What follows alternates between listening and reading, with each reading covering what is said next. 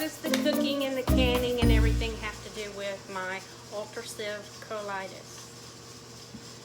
Because I can go purchase green beans and corn and things that are fresh, organic, and I can bring it home and process it, can it up, and the stuff will last for a year, actually longer, 18 months or more, sometimes years.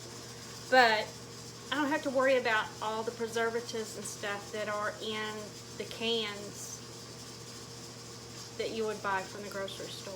So that's what I'm doing. I'm trying to get away from all the preservatives and stuff. Well, I say all. I can't get away from all of it.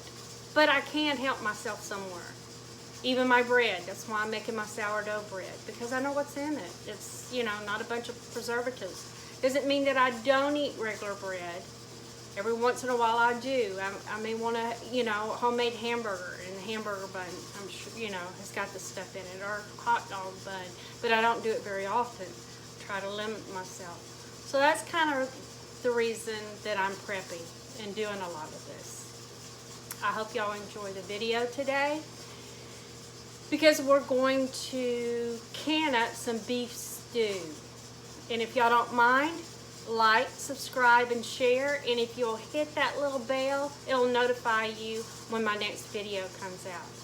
Thanks for all your support, and let's get to canning.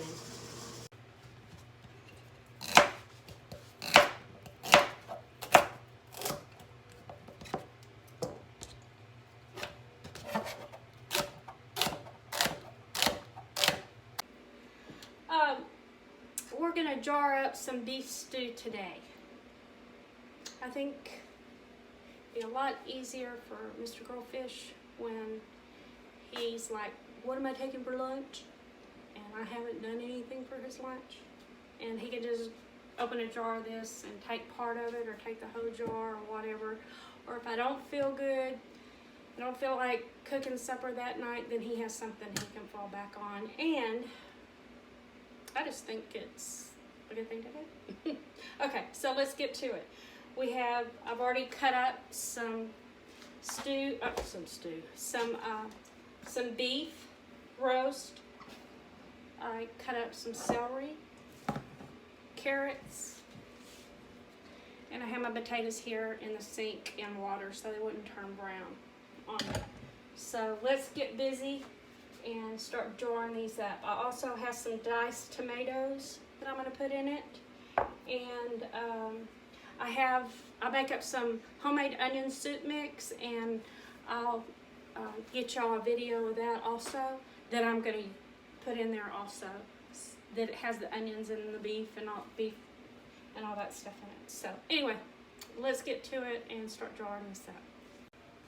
Bella's over here trying to help me. I'm going to start out with the beef first. I don't know how much this is going to make up. We'll just go with it and see. Okay, I've got 7 jars with our meat in it. Now we're going to put some carrots in.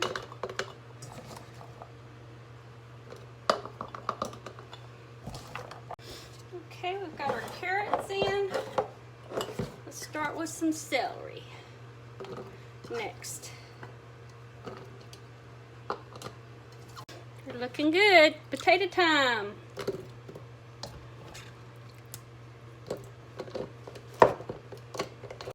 Okay guys, turn your in here a little bit. We're gonna go with 1.5 tablespoons of my homemade onion soup mix in each jar.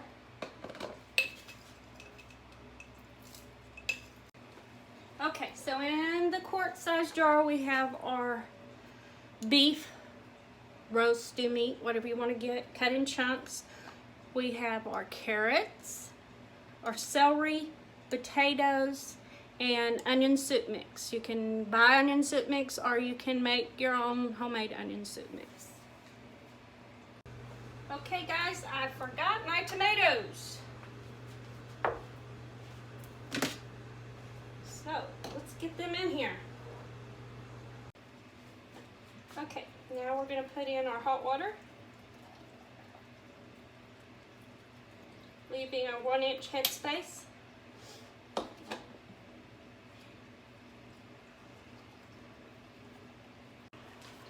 Okay, I have 3 quarts of water in my Presto pressure canner, because that's what it calls for. I have my little rack in it. I'm having to heat up some more water because I ran out of the hot water. So while I'm waiting on that, let's go ahead and debubble our jars. That is very important. Okay, I cleaned up my rims of my jars with a damp paper towel, then a dry paper towel. Now I'm going to go around them with some vinegar. Make sure all the oils and stuff are off so I can put my lid and rings on.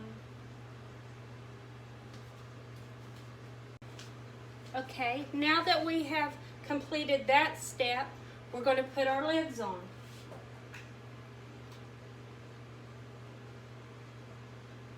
That we've had setting over here in warm water.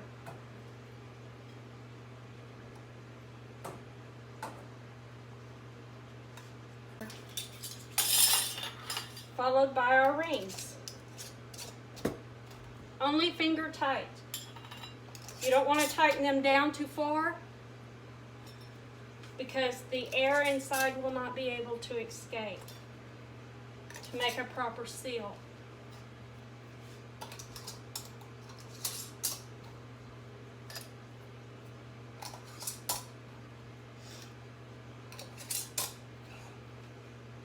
Now, let's set these over into our pressure canner and get them started.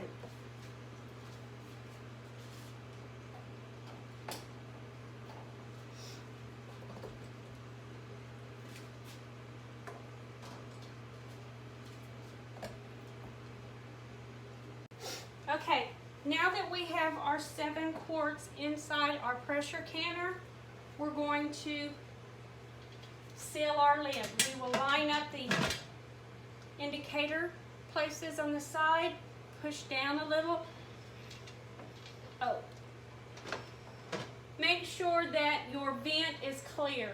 Hold it up to the light. Make sure you see light all the way through. Now, place our lid on and close. At this time, we will turn our burner up. So we have turned up the burner and we're waiting for our air vent to pop up. After the air vent here pops up, the vent pipe will start releasing steam. After it's released a steady steam for 10 minutes, we will add our weight to it. At that time, we'll process at 10 pounds of pressure for 90 minutes. Bubbling and spitting and spurting, that's all normal. We're starting to get us some steam, so I would say that this will be popping up pretty soon. Popped up, the vent pipe is exhausting the steam. We'll let this happen for 10 minutes before we put the weight on.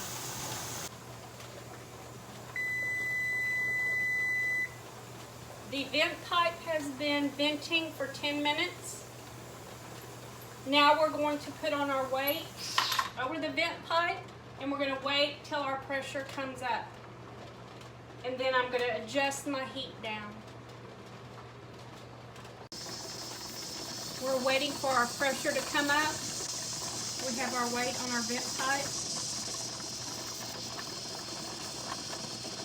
Okay, we're 10 pounds of pressure and our weight is rocking. We just want a steady little small weight. So I will adjust the temperature down a little bit so it's not going too fast. Okay, now that we have come up to pressure, we're going to set our timer for 90 minutes. I would suggest to write the time down also, just in case your electricity goes off.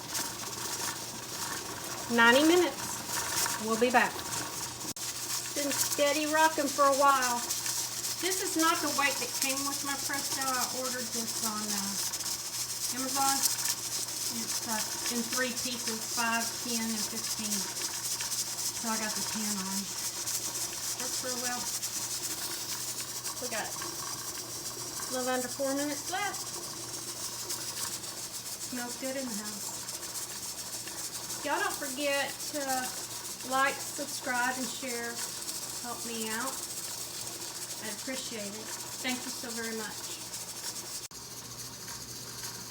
We're almost there. Okay. We have completed our 90 minutes. The reason why we go 90 minutes is because the ingredients that's inside the jars, the beef calls for 90 minutes. So you go for the one that takes the longest to process. So we're going to turn our burner off. And we're going to wait until our pressure drops. We have to wait till our pressure gauge goes down to 0, and that drops. We don't take the weight off until the air vent drops.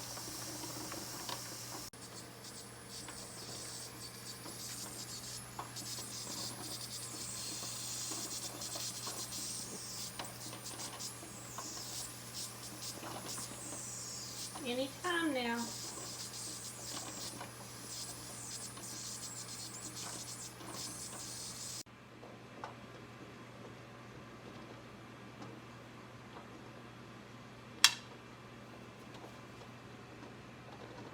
Now that the air vent has dropped, we can remove the weight off of the air pipe.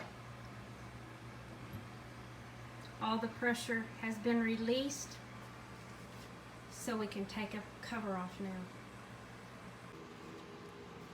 I use my mitts to keep from burning my hands.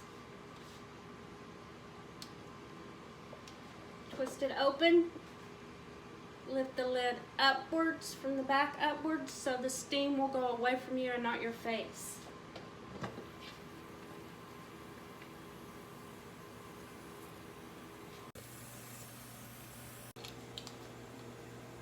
Remove them from the pressure canner and set them on the cabinet. And they are boiling hot.